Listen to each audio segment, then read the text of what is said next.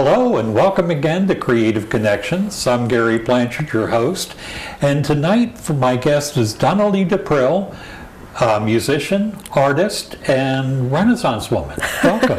Thank you for having me. So tell me, how did you get started in music? There was always music in my house. My father was a big fan of Les Paul and Mary Ford and the Christy Minstrels, and but we also listened to classical music too. So it just kind of followed that I would start singing in church. And when I was in 4th grade, they instituted a music program at my elementary school, and I was very excited because I wanted to play the piano. I thought, yes, this is it. I can play the piano. And my father handed me his clarinet and said, "Welcome to your new instrument." And I said, "But I don't want to play the clarinet." And he said, "But you will." Yes. Yeah, there was a lot of that going on. Yeah. So I played that and sang in the church choir and glee club. And then freshman year in high school, they had too many clarinets, so they offered me the alto saxophone, which was leaps and bounds in coolness, ahead of the clarinet. Yeah. You don't see many rock bands with a clarinet player. Yes, except the Skeletones. All right, and we will get there. The first time I heard you perform was with the Ware Community Jazz Band. Kind of doing the jazz standards, and very well, I might add. Oh, thank you. So how did you get involved with them? I sang with the Wicker Community Orchestra.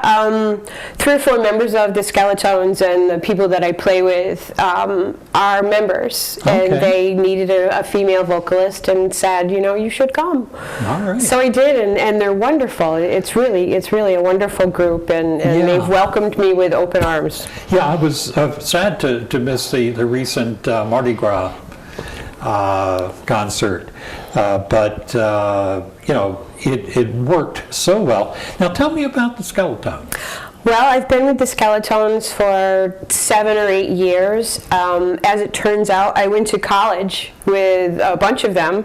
I re-met them again in a band called the Shop Dogs that was put together for a couple of different private parties. And I kept thinking, those people look so familiar to me.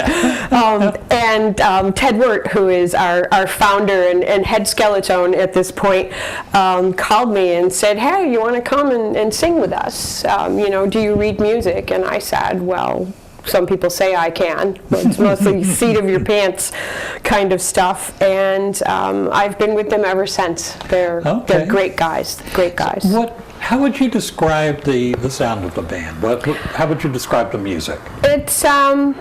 It's all horn based. We have a 5, sometimes 6-piece horn section that does other things, plays percussion, sings. So there's a lot of R&B, a lot of jazz, a lot of standards. We break down into other groups during the summer to do the arts lottery gigs, like all the different town greens. Right. Sometimes we're the Blues Brothers. Sometimes we're Herb Alpert and the Tijuana Brass, called the Tequila Amigos. Let's see, who else are we? We are the Hofbrauhaus Bavarian Band. We get a lot of work in October. Who else are we? Let's see. We've been known to be a few other things. We're Tower of Power sometimes too. All right. Do you guys ever get to a gig and say, "Now, who are we tonight"? I do. Because a lot of times I wear costumes because I'm childish and I like to get dressed up. And I'll call Ted and say, "Who are we this week?" Or if we have 3 gigs in a row, I just throw everything I own in my car and kind of play it by ear. Yeah. So you have another musical project that you're working on. Yes. You have a CD coming out? I do. It's called All Over the Map. I wonder how you came up with that title. It's pretty much the story of my life. I've been working on it with a producer and engineer for 6 years, probably 6.5 years. Wow. Yeah. 6 or maybe even 7 of the songs I wrote. Some of them were written by my friends, and 2 of them are cover tunes that I've loved since I was a kid. All right. So how would you describe this project? What kind of Well, it's a little bit of everything. There's some R&B, there's some jazz influences. I do a Janis Joplin tribute, so some of the songs are a little bit Joplin-esque. Okay. You know, a lot of I like the blues. You know, my roots are really in the blues, so that kind of ends up coming back to that. A lot of anti-war and sentiments from me. Yeah. So pardon me. It sounds like all of the parts of you sort of get to come out on this. Surprisingly, some of them were songs that I actually had written in the early 2000s and the late 90s, and they stayed under my bed for a long time. I would bring them out once in a while and show them to people and then hide them again. Right. And then I met a producer, his name is Nathan Christie, and we just fit together so well. He knew what he wanted me to sound like, and the comment that I've heard from my friends and other musicians that I've played the tracks for is, "This is the most like you I've ever heard you sound." Isn't that a wonderful compliment? Yes, it is. It's the best compliment. And it really is because of Nathan. He has wonderful ears, and he listens. Mm-hmm. And I don't hate the sound of my own voice anymore. You know, people are, it's like I know a lot of actors never see their own films. Right. I might not watch this. Yeah. I might listen to it, but I might not watch it. So when you were working with a producer, do you feel like he's really providing what it was you were looking for in the music? Surprisingly, yes, and the songs are all so different, and he has really stepped up and said, "I hear this," and sometimes I fight him because I don't anymore, but when I was like, "No, this is the way I wrote it, this is the way I want it," and he'd go, "Yeah, but what if we do this?" And I was like, "Oh, that's so much better." So after a while, I just thought, give up your ego. Yeah. And listen to what he has to offer. And he's a multi-instrumentalist too, so so he can back up what he tells me that he needs to hear. Right. Because I think there are times when a producer comes in and moves it so far away from your vision that it's difficult. So it sounds like you've really found the right person to work with. Yeah, oh, it's great. It's really wonderful. Yeah. And before I could never imagine going up and performing them on stage. Now I can't wait. There you go. Yeah, so that's I can't great. wait. That's great. When would the CD be available? That's a very good question. We have about 1.5 more songs. I have to populate it, with a couple more keyboard and guitar parts, and someone has to play a baritone saxophone solo on one of the songs. Okay. It's supposed to be me, but it's probably the very last thing that will get done. Okay. But so I'm anticipating, maybe summer. All right. May, June. It depends on how long the mastering takes and all the stuff that I have no idea how it happens. So it's going to be, stumble a few steps forward. Yeah. Stand there, be afraid for a while. Okay. Keep going. So let's look at the some of the artwork that you've got, and there's several different types, and we'll start with the Wicker Furniture. I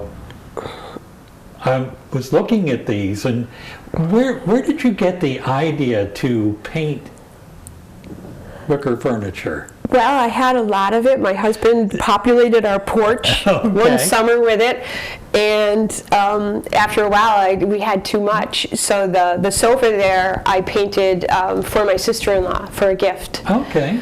And I was a house painter at the time. I actually still am.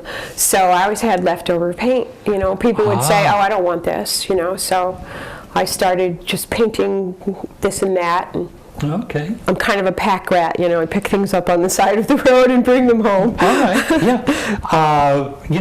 I was thinking that might be the case when we get to your next project, which is painted windows. Yeah. So how did this come about?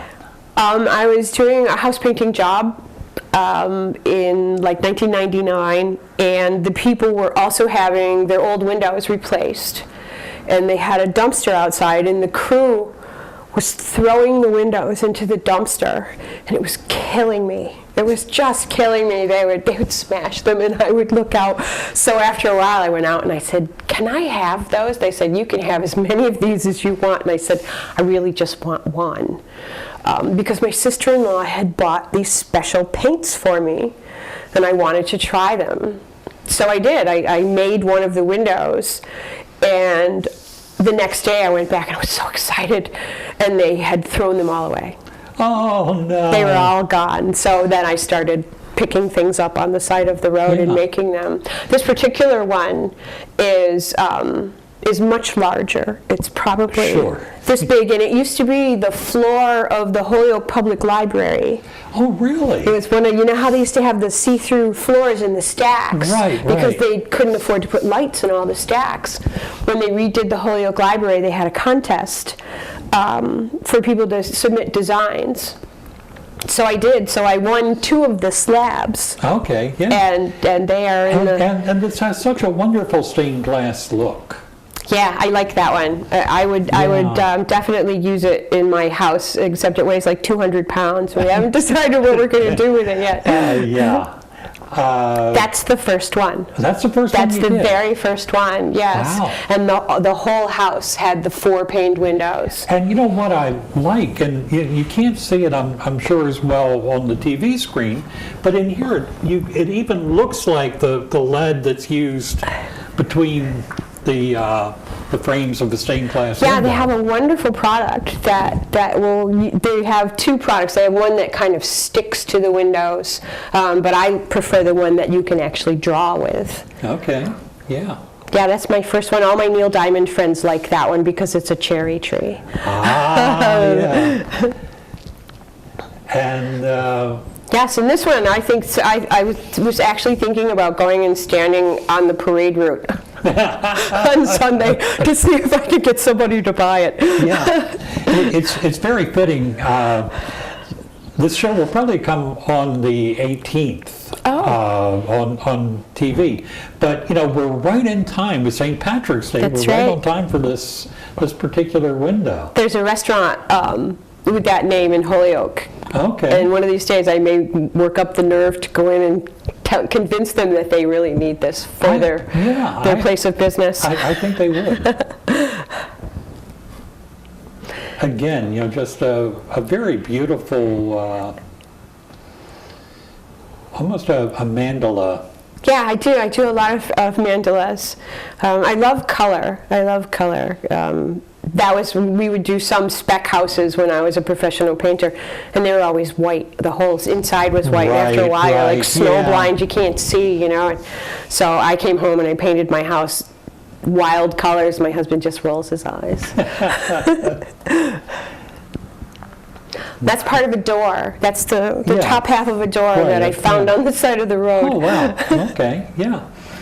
And again, you sort of get that whole rainbow feeling. And also, to me, it kind of looks like sunshine. And they make me happy, If I'm in a terrible mood, I just go out to my studio and I stare at the windows for a while. And yeah, isn't it nice to have things to look at that make you happy? Yeah, definitely. And that's my masterpiece. One of my friends gave that to me as a birthday gift. She gave me the window. Okay. And it luckily had 12 paints. That's right. I'm going to do a Zodiac one. I have a Zodiac one in my head. I just have to find another 12 paint window. Yeah, and I would think the time. This one I really like too. Just the whole love, peace, welcome, home, energy, life. Yeah, well, see, the thing was I discovered accidentally after I had put them on there that it's you welcome life, you welcome love, and you're welcome home, and your home is where your peace and your energy are. Oh. And your life energy and love and peace. Yeah, and it was total serendipity. Isn't that I didn't do it on purpose. When things work out like that? Yeah. And this looks like it's raised. It is. You can yeah. you can do them very thin and see through them. I mean, they are translucent. The black tends to be, you have to make it thicker, because other than that, it looks kind of half done. Okay. So they do end up getting a little bit raised. Right. Okay. So now another thing that you work on are purses with clocks. Yes. Yep. My time travelers. So where did this idea come from? My sister-in-law, again, she was an artist near Pittsburgh, and she gave me a clock one year for Christmas. And it was about this big, and it was black patent leather. And I dragged that thing all over the country with me until things started falling out of it. And then she bought me a tote. Okay. Which I dragged all over. And when it finally fell apart, I thought, I need to find one of these. The company had gone out of business, so I just started making my own. Okay. These are wooden. I make canvas ones too, and I have smaller evening bags. All right. Yeah. So we've got a couple close-ups. Oh my goodness, yes we do.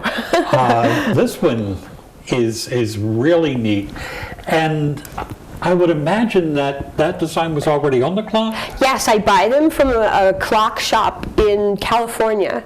Okay. And they manufacture all of their own clocks in the United States. And I've been dealing with them for many years. And they have some that are pre-screened, or they have some that you can screen yourself, all different sizes. Because the coloring of the purse just blends so well with the coloring on the design. Because it almost looks like an exact match from that to that, or a very close match. Just absolutely wonderful. This is one I particularly like. Yes, I like that one too. I've got a thing for kind of moon and sun symbols and stars. Do you name these? Not really, but I mean, I do name some of the windows. Yeah, you know. Yeah. But no, I would just call this the star purse. Yeah, yeah. I recently was involved in a talent show, and one of the people sang the song Woodstock. Oh. And we are stardust, we are golden, and that is immediately what comes to my mind, but I'm an aging hippie. Oh, I love that. The Matthews Southern Comfort version of that is the best. Yeah, well, they did, kind of like the Joni Mitchell type version, which I like so much better than the CSN version. This one is just very simple, but just really beautiful. So how do you mold the clock in with the... Well, I had to learn how to find where the middle was of everything, because I have a couple that their clocks are over here. And then I had to learn how to use like a cutting bit on a drill, and how to screw in the handles and put on the latches, and it's all definitely a seat of the pants operation. And these are working operating clocks? Yes, they are. So with daylight savings time, you have to go and reset all your purses? I do. And my husband collects clocks, so it's much easier in the spring than the fall. Yeah. This, that's really nice, when, your husband and you have kind of a similar, there's something in common there. Yes, our friends think we're nuts. But there could be worse things to be. When the people who know you well think you're nuts, that's a good sign. That's good, yes. This one I really like. I just sold this one, actually. Okay. I sold this one to a friend of mine who teaches English as a second language in China. Oh, okay. This, to me, kind of makes me think of leaves, and, it's just a wonderful, wonderful pattern. And so, how do you find time to do all these things? Believe it or not, I end up having quite a bit of free time. Okay. I find enough time to goof off. All right. Because there's yet another project you have going on. Oh, yes, those. And these are like cups on stands. And what do you call these? These are called garden glass. All right. And they can be used as like a little bird bath, or you could put bird seed in them. Sometimes I fill them with flowers. Or you can just put them out in your garden as a piece of art. As a piece of art. That's not quite as clear, unfortunately. And that one's very large. That one, the saucer is probably this big. Okay. I make all different sizes. I haunt Goodwill and the Salvation Army. Yeah. Wonderful things to be found. Mm-hmm. And here's a picture on the stand. So, where did the idea for that come from? Good question. I may have seen something similar, yeah. But the first one that I made was the big pink one. Okay. And I just wanted something out in the yard that looked that way. So I started messing around with some old copper things, and then I started going to the plumbing supply store and the glue store, and pretty soon it got out of control, like everything else. How big a studio space do you have? My husband and I built a garage/barn 4 years ago, and my studio space is about 700 square feet. Okay. So it's music and art and all of my old costumes. Wow. So right now it's kind of chaotic. Okay. So that the costumes from being a professional musician for many years, and a lot of them, I'm not 25 anymore, so I couldn't really modestly wear them any longer, so I'm going to pass them along to someone who will wear them. Okay, and as if this wasn't enough, you also have the distinction of being a Jeopardy contestant. That's right, me and Alex. Yeah, so what was it like being on Jeopardy? It was great. It was a wonderful experience. I tried out for the show 3 times. And they say that you sit, I can't remember, what is it? They only have 1,500 people a year on. So your odds of getting on are almost astronomical. But it was when you had to actually go to the audition. So I auditioned 3 times in Boston. I passed the test all 3 times. And then they have you play a mock game.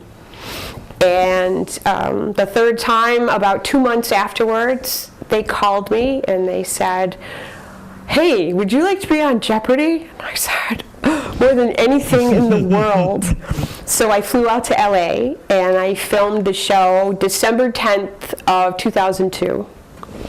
And it aired April Fool's Day of 2003, which seemed very, very fitting. It was great. I mean, everyone was wonderful. All the other contestants were great. Johnny Gilbert was very funny. He had a wonderful satin jacket that says Jeopardy on the back. And he talked to people in between. And Alex Trebek came out and he talked to everyone in between. And he's so very funny. And he's very kind and very nice. If anyone was nervous, he said, this is good. You're doing fine. And when they do the commercial breaks, people kind of just descend on you, and they fix your hair and they put the powder puff on your face and they give you a little cup of water. Okay. Yeah. So I can sit in my living room and I can be a genius. When you're up there with that buzzer in your hand, what's it like? You almost have to forget where you are. And I get very focused, almost hyper focused. I was so hyper focused I had no idea what my score was because it's so quick. It runs by so quick. I was very lucky because I have experience on stage, so I can ignore pretty much everyone around me, unless I actually have to listen to an outside influence. Right. Now we did a practice game. You do a practice game. They bring you into the studio and they show you around and they show you how the studio is multi-level, so you really shouldn't fall off the stage, which is very possible. And I did great in the practice game. I would have won. So, should I ask how you did on the show? I came in second. Wonderful. I came in second. Second place wins $2,000. Okay, that's not shabby. Yeah, it was great. I didn't get the final Jeopardy question, and people still tease me about it. What was the final Jeopardy question? The final Jeopardy question was, it was words, and this word can have two different meanings, one of which is a language. Okay, I'm stumped. Polish and polish. Polish and polish. Yes, yes. One of the contractors, when I came back from the show and everyone had seen it, drove by me and yelled that out the window. What is polish? What is polish? It's like, oh, very funny. Is there any question that I did not ask that you wish I would have asked? Oh, let's see. What am I going to do with my first million? No, you know what I'm going to do? I'm going to go on Celebrity Jeopardy. Okay. I figured it's the only way I can go on twice. Either that or I have to sand off my fingerprints. Oh, okay. They only give you one shot unless... You get one shot unless you're in like a different category. Right, yeah. You could go like teen, college, regular, senior tournament, but I'm only qualified for the senior tournament now or the celebrity tournament. Okay. Yeah, so, well, if you do get back on, I wish you the best of luck. Thank you. And, we should say that, we also wish luck to Alex Trebek with his fight for against cancer. And as people have said, if anybody can win, it seems like he's the person who could. That's right. He has a lot of people pulling for him, and he has a vast body of knowledge to choose from. Right. Donna, thank you for coming on. Oh, it's you're been welcome. A pleasure. Thank you. It was a pleasure to meet you. All right. And thank you for tuning in to Creative Connections, and we'll see you again next time.